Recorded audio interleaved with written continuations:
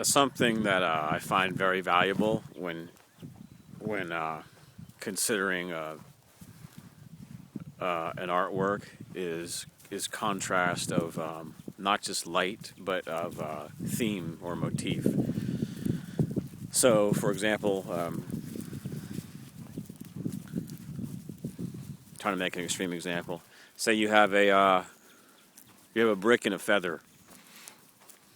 These are examples of two extremes. The brick is heavy and the feather is light. Now you can take this idea and then create concentric ideas within that. So then the artwork becomes multi-dimensional. So a brick, it's heavy, it's the earth, it's earthen. It was made in extreme heat conditions, I think. I think when they manufacture bricks, they have to heat them. They have to superheat the material to then make a brick. So the brick implies fire, earth, it's elemental. Okay, now you have the feather. Feather is light. The feather is light, like literally the light.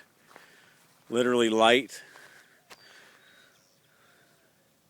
And it's also the air.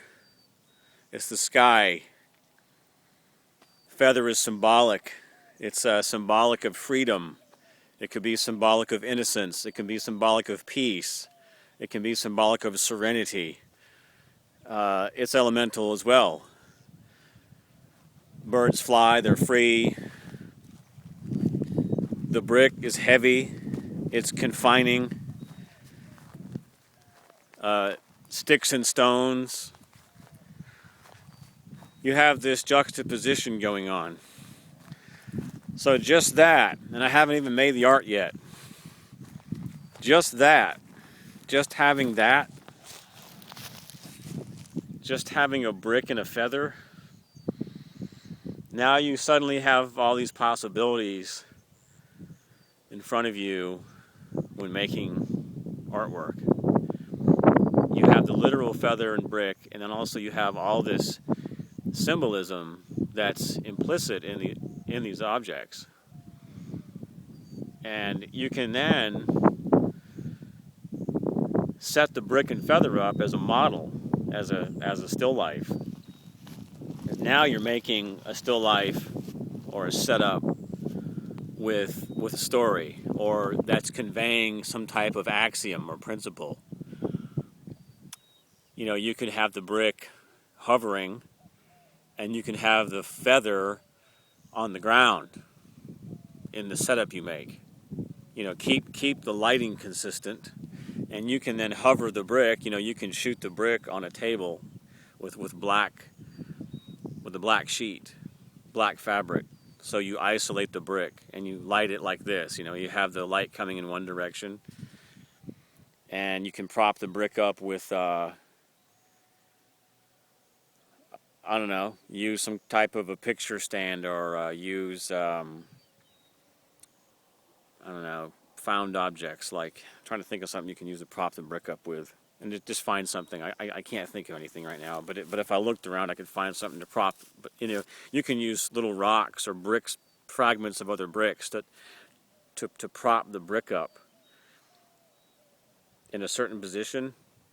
And then you photograph it, and then you remove all the stuff around it in Photoshop, so then the brick appears to hover. And then do the same thing with the feather. You have the feather on the ground. Now you have this subversion of properties. Now the brick is light, and now the feather is heavy. See?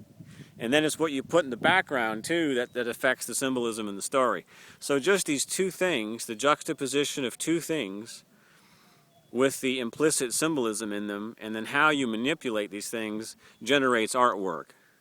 You're creating something that didn't exist before, but tells a truth, or it could imply an axiom or a fable or a social commentary on stuff that does exist, that's what good art is about to me.